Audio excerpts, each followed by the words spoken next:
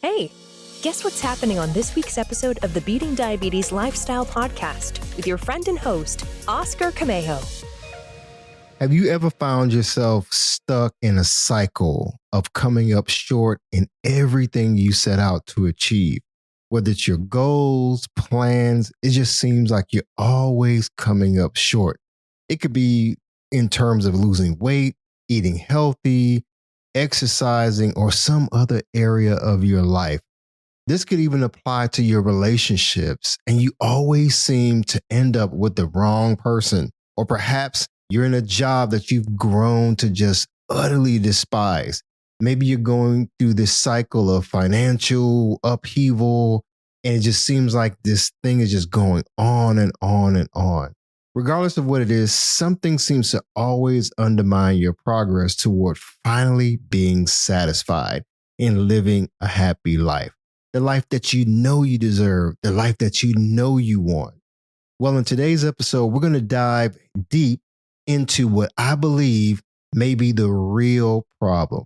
It may feel uncomfortable at times when you're hearing me throughout this episode, but I want you to hang tight. Once you confront the real issue, I mean the absolute real problem, the real mountain standing in your way, folks, is what you're going to realize that you have to overcome. Once you do that, you'll be in a much better place to finally be set free to live the way you were supposed to live. Trust me, it may hurt a little bit. It may sting a little bit, but that discomfort is going to be good for you. And guess what? You are the mountain that may be standing in your own way. It's time to break free from the chains of self-sabotage. This journey that you and I are on, it's a healing journey. It's a journey that's much bigger than just simply losing weight and reversing type 2 diabetes. We're going to delve into all of that. So stick around to hear the rest of this special episode. My friend, you definitely don't want to miss it. Let's go. Be sure to visit the website at www.beatingdiabetieslifestyle.com for access to free resources and other information that will help you along your journey.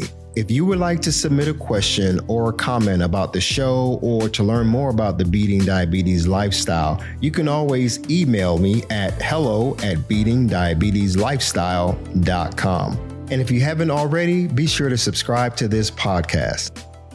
Welcome to the Beating Diabetes Lifestyle Podcast with me, your host, Oscar Camejo. My goal is to help diabetics and non-diabetics make lifestyle changes to reverse and even prevent type 2 diabetes.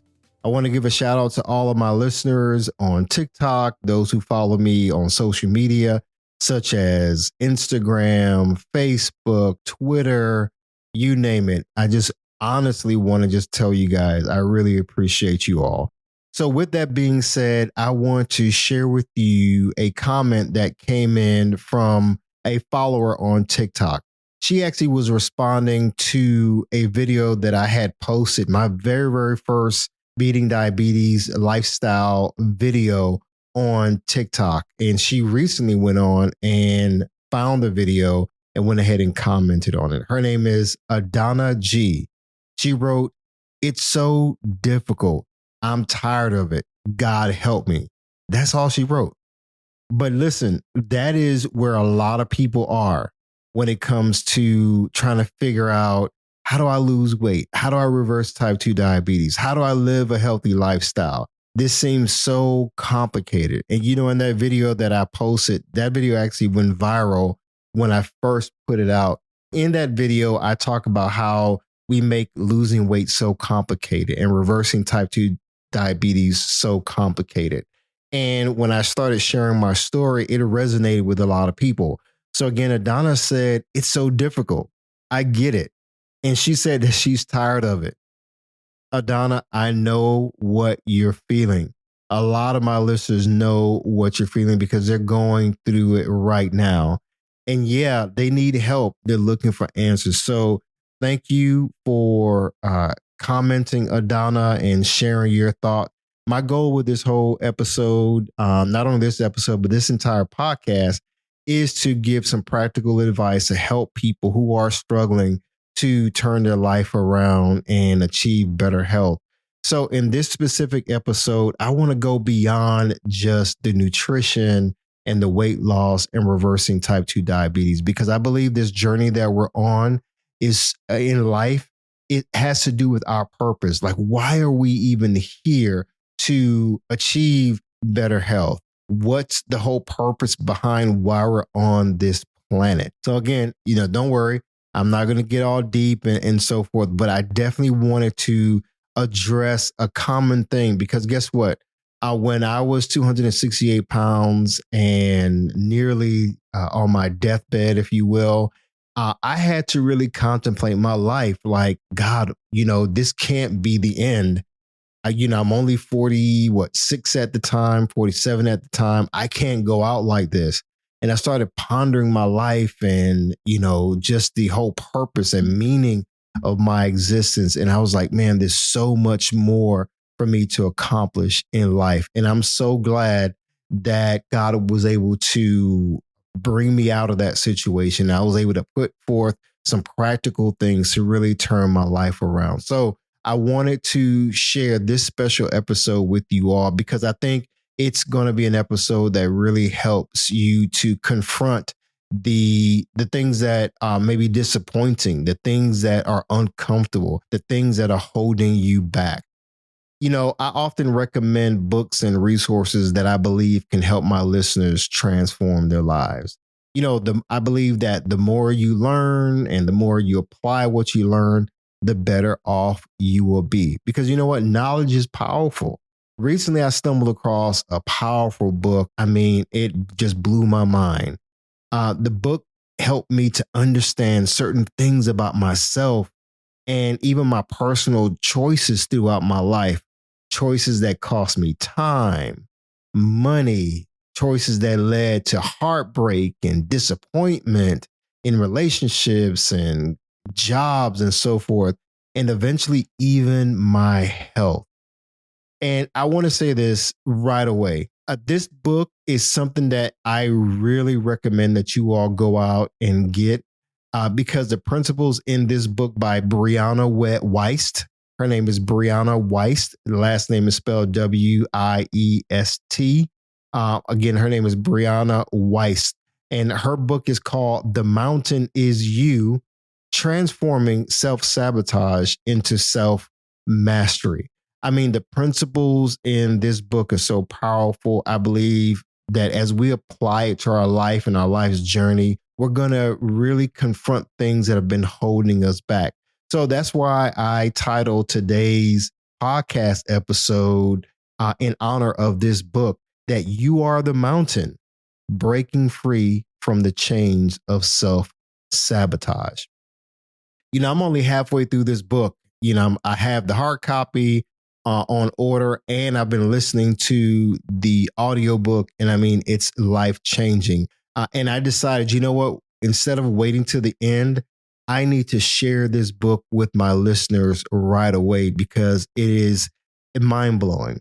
And if you know me, I don't gatekeep. I like to just share quality information, quality resources. So I want to read to you a couple of excerpts from Brianna's book. So hang tight. I want you to stop what you're doing. Don't multitask right now. I need you to really hear what I'm about to read to you. And I want you to just sit back and relax and enjoy. Brianna wrote, historically, mountains have been used as metaphors for spiritual awakenings, journeys of personal growth, and of course, insurmountable changes that seem impossible to overcome when we are standing at the bottom. Like so much of nature, mountains provide us with an inherent wisdom about what it will take to rise up to our highest potential. The objective of being human is to grow. We see this reflected back to us in every part of our life. Species reproduce, DNA evolves to eliminate certain strands and develop new ones, and the edges of the universe are expanding forever outward. Likewise, our ability to feel the depth and beauty of life is capable of expanding forever inward if we are willing to take our problems and see them as catalysts. Forests need fire to do this. Volcanoes need implosions. Stars need collapse. And human beings often need to be faced with no other option but to change before they really do. Now, that's powerful. She goes on to write, to have a mountain in front of you does not mean you are fundamentally broken in some way. Everything in nature is imperfect, and it is because of that imperfection that growth is possible. If everything existed in uniformity, the gravity that created the stars and planets and everything that we know would not exist. Without breaks, faults, and gaps, nothing could grow and nothing would become. The fact that you are imperfect is not a sign that you have failed. It is a sign that you are human. And more importantly, it is a sign that you still have more potential within you. Maybe you know what your mountain is. Maybe it's addiction, weight, relationships, jobs, motivation, or money. Maybe you don't know. Maybe it's vague. Maybe it's a vague sense of anxiety, low self-esteem, fear, or a general discontentment that seems to bleed out onto everything. The mountain is often less a challenge in front of us as it is a problem within us, an unstable foundation that might not seem evident on the surface, but is nonetheless shifting almost every part of our lives. Now, I want to pause here for a second. That was a lot to unpack. We're human. We're going to have setbacks. We're going to have challenges. We're going to see things that seem like these huge mountains to overcome. Again, you may have moved cross country or moved to another state. You may have taken on a new career, started a new relationship just to get over a past relationship. You may be dealing with a financial mountain and it's like, man, I got to overcome. So I want you to listen again and think back to some of the things that I just shared from her book. I want you to rethink what that mountain is. Because sometimes we look at the problems as mountains. We look at this situation as a mountain. Like, oh my gosh, this situation is a setback. It's holding me back. I put on this weight. This weight is a mountain. This lack of energy is a mountain. Time or the lack thereof is a mountain. I don't have enough time in the day to exercise. I don't have enough motivation to get out and do X, Y, Z. And we look at all these different things. And frankly, we come up with so many excuses and reasons why we can't. So the next time you look at your situation, actually, I want you to look at your situation now, no matter what it is. Again, job, career, a relationship that you're in or you came out of and you feel like you can't get over it. It could be whatever the situation may be. It could be anything. And so with that in mind, I want to read this one small section for you from Brianna's book. She said, that mountain that stands in front of you is the calling of your life, your purpose for being here, and your path finally made clear. One day, this mountain will be behind you, but who you become in the process of getting over it will stay with you always. In the end, it's not the mountain that you must master, but yourself. Wow, that's powerful. You know, when I was roughly around maybe 13, 14, or 15, I was on a local summer rec swim team back in Miami, Florida, you know, where I'm from originally. And like any summer in Miami, it was hot. It was blazing. It's like it's always hot and humid in Miami. So I remember the day came for us to compete, you know, during this a swim meet. And for me, I typically swam the freestyle events and breaststroke. And I even did some diving, right? So during this one particular summer swim meet, I placed second in every category. I mean, no matter what it was, I always end up second. And guess who beat me in every category? It was my childhood best friend, Charles Young. Charles, if you're listening to this, you may recall this. You know, Charles is one of those guys who was good at everything. He was good at basketball, football, and of course, swimming. The guy was just good. You know, I was good, but in my mind, I was not as good as Charles. You know, at the end of that swim meet that summer, I went home with a bunch of red second place ribbons. And I probably had like a yellow third place, or that could have been fourth place, whatever it was. And I think Charles, he came away with nothing but blue first place ribbons. I mean, it was Charles, right? So what's the point of my trip down memory lane?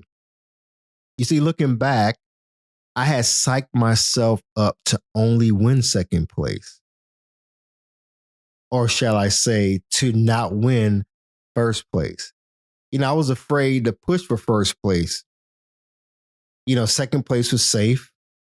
It was comfortable. It was achievable. I got used to, you know, not being first and really setting myself up to, you know, be second. I was okay with that. I was like, you know what? I don't have to be embarrassed trying to pursue first place. You know, I'll let somebody else just win. And I would just take a seat back, a back seat, I would say. And so looking back, I was my own mountain in that situation. I was my own mountain because I was afraid to push myself for first place for whatever reason.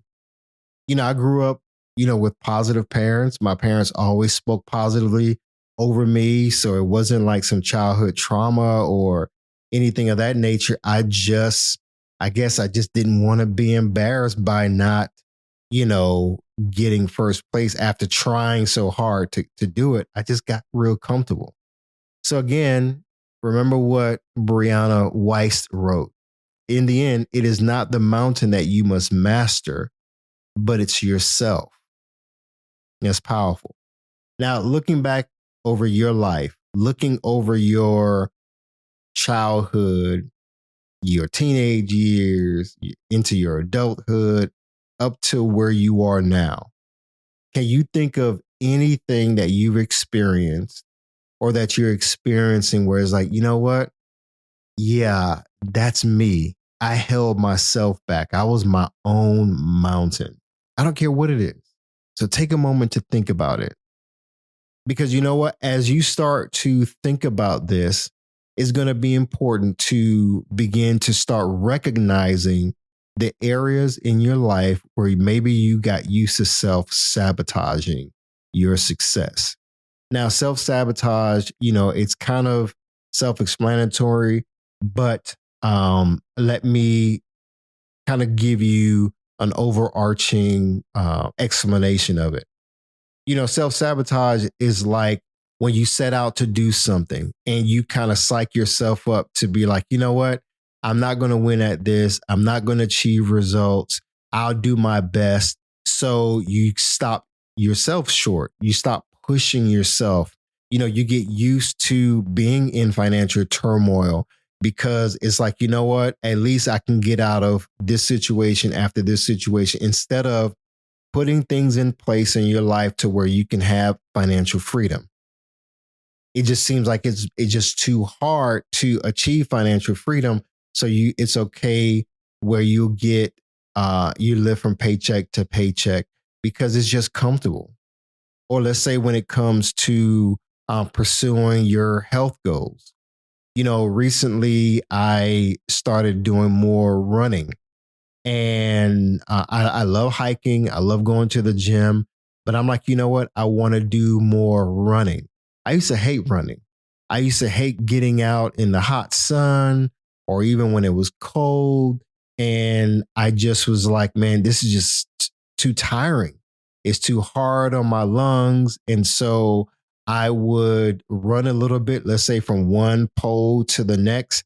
and just be gassed, be winded. And this is years ago, right? When I first started to get into exercise and running, I was like, man, this is just too much, these hills. And it was like I would always just set myself up to stop short of going further. I was like, I'm not going to go faster because I already know my chest is going to hurt, my legs are going to hurt. So I'll just do what I can. So many of us, we get so used to being comfortable at that place of when we're trying to pursue our goals. We're like, you know what? I'm not going to set the bar too high. I'm going to just be realistic and just kind of keep myself low, if you will. I'm only going to pursue but so much. I'm only going to do what I can. And we don't push ourselves further. Nowadays, I can run a 5K, which is over 3 miles nonstop without a problem, without feeling like my chest is going to explode, right? And that my lungs are going to collapse. It wasn't always like that. But I remember there was a time where I would always stop short. So what about you? What have you been stopping short of your whole life? Or maybe recently, maybe you're trying to lose weight and you're like, you know what? It's too hard to exercise. I'm just going to do what I can. I'm going to try to eat better. But, if I don't make it, I don't make it. And so you may go out and buy new clothes to start exercising. You may have some exercise equipment that's sitting in a corner and you do just a little bit to say, okay, at least I exercise for the week, but you really don't push yourself to go further because you know what? It's uncomfortable when you have to confront the reality of why you're not achieving your personal best. It becomes uncomfortable. It becomes really uncomfortable. So stick with me. So recognizing self-sabotage is a key aspect of overcoming self-sabotage. It's about facing the uncomfortable head on. Sometimes when we go to the gym and we're like, man, I don't want to work out because I don't want to feel sore. You got to face that uncomfortable feeling of being sore. And being sore, by the way, doesn't mean that you had a great workout. You could have overdone it. So I want you to start asking yourself, no matter what the situation is that you're dealing with, whether it's poor eating choices, the job you're in, a relationship, ask yourself, why am I really coming up short?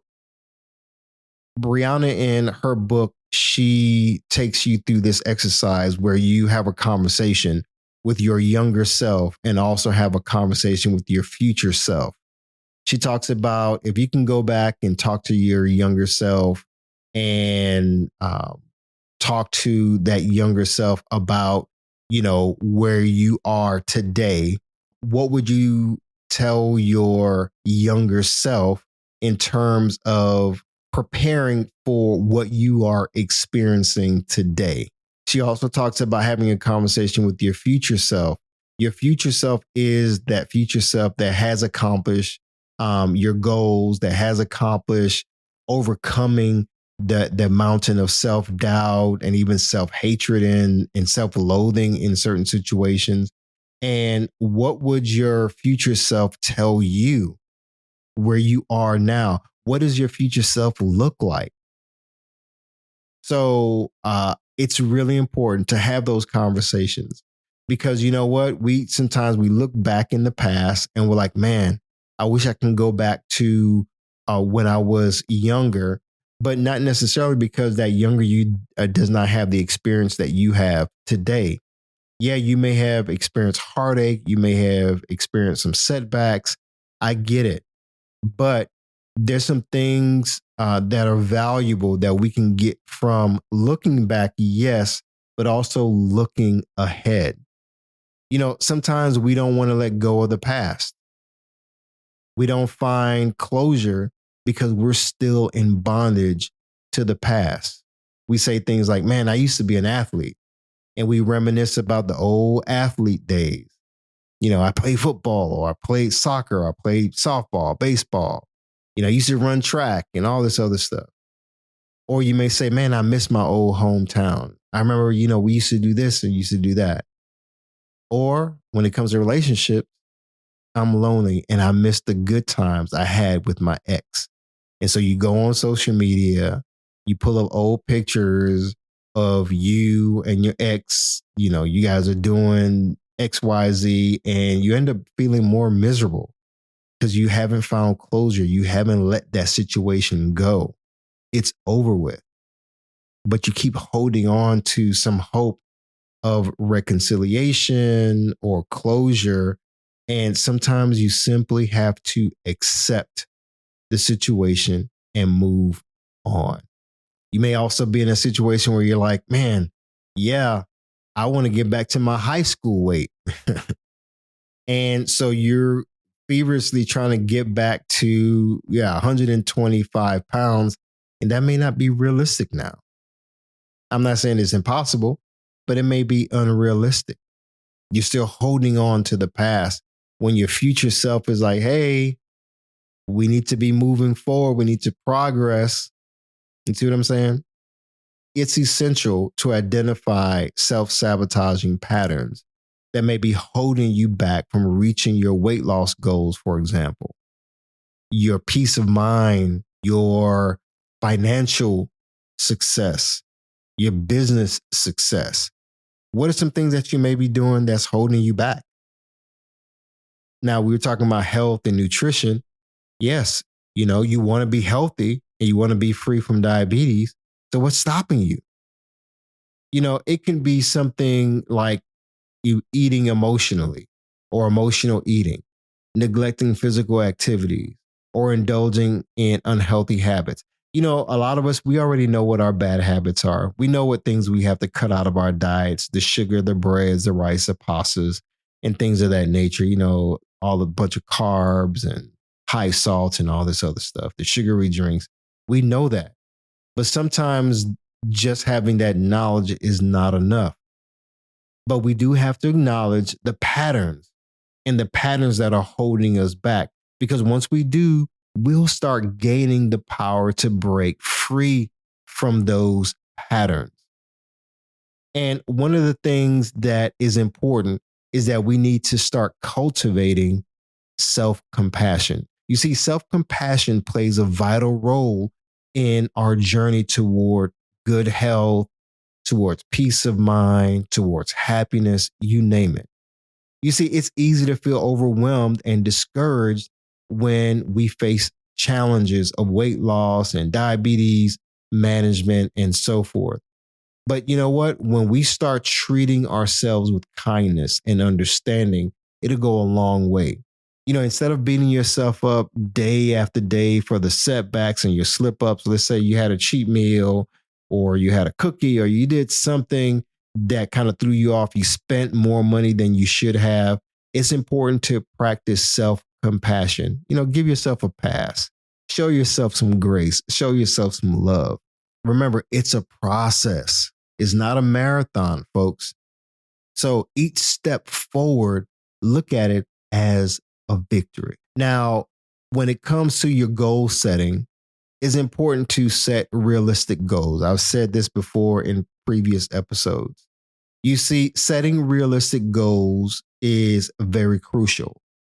Transformation takes time and it takes patience. It takes consistency. It takes that stick-to-itness. Recently I posted a video on Instagram, I believe it was, and TikTok where I talk about, how do you run a mile? Well, you run a few feet at a time. How do you walk 5 miles? One step at a time. It's essential to set achievable goals that align with your specific circumstances. You see, instead of striving for these drastic overnight changes, it's important to focus on the small, sustainable steps that will lead to your long-term success. I want you to start celebrating your milestones along the way. I want you to start reinforcing positive habits and start building momentum. Because you know what? It's not going to happen overnight. I didn't lose 80 pounds overnight. When I was 268 pounds, I did not have a goal of losing 80 pounds. That was not my goal. I wanted to lose weight so I can reverse type 2 diabetes, so I can live healthy, so I can, also be stress free, if you will. I wanted to start sleeping better. It was just a lot was going on in my life. And I know I needed to set realistic goals.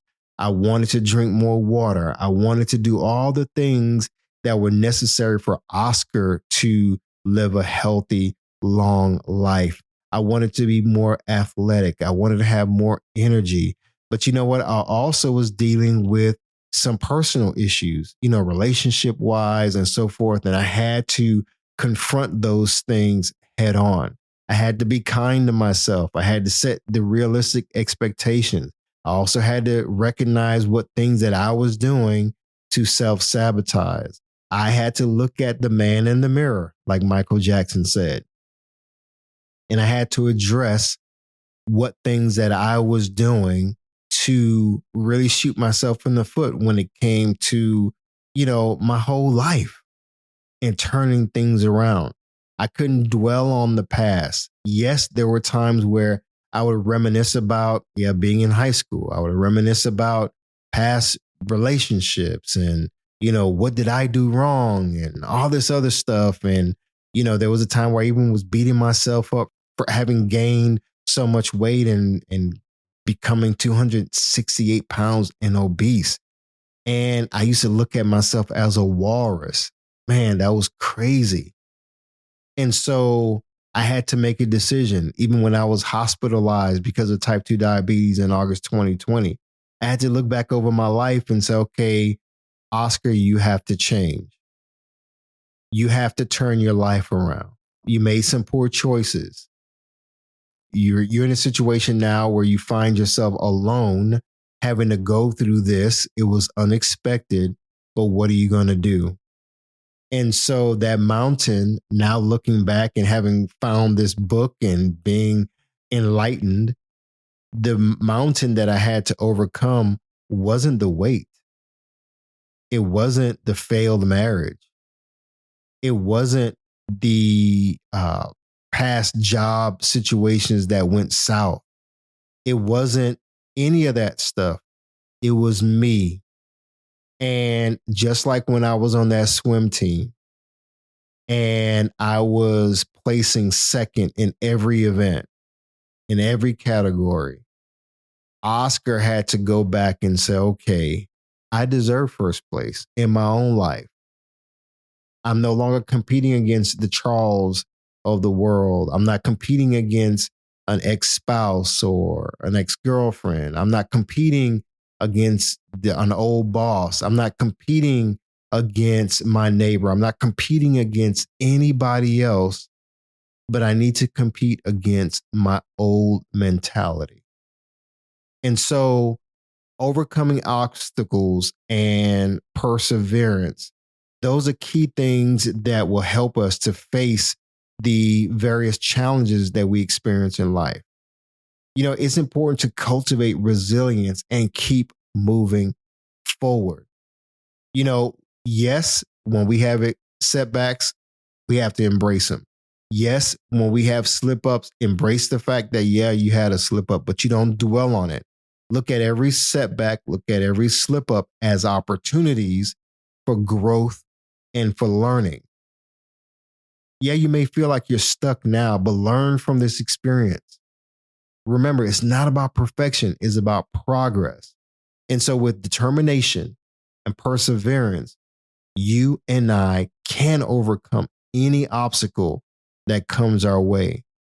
But remember, the greatest obstacle is ourself. And that's why we need to get over these self-sabotaging practices, where we just have this mentality that, I'm used to coming in second. I'm used to a bad relationship. I'm used to things going wrong.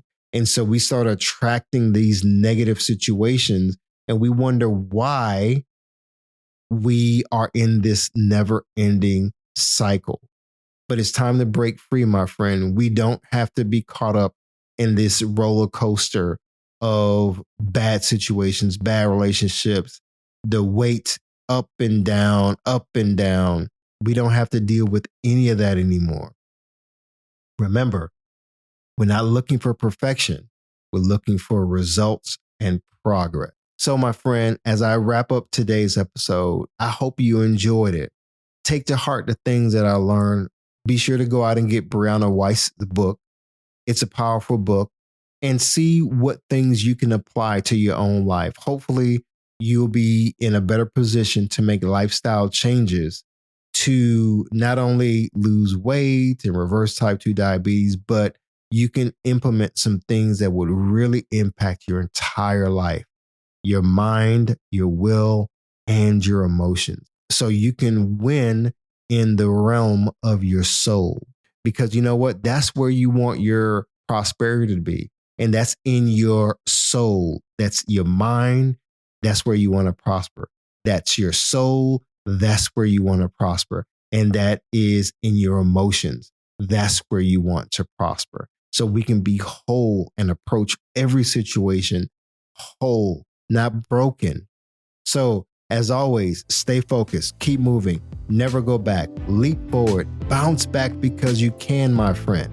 And above all else, trust God. You got this. I believe in you. Hi, everyone. Thank you for tuning in to the Beating Diabetes Lifestyle Podcast with Oscar Camejo. We hope you enjoyed this episode. As a reminder, this podcast is intended for motivational and educational purposes only. It is not a substitute for professional care by a physician or other healthcare professional or qualified fitness instructor. This podcast is provided on the understanding that it does not constitute medical or professional advice or services. If you're looking for help on your journey, seek a qualified medical practitioner. It's important that you utilize someone who is a trained, licensed healthcare professional who can help you on your journey toward good health.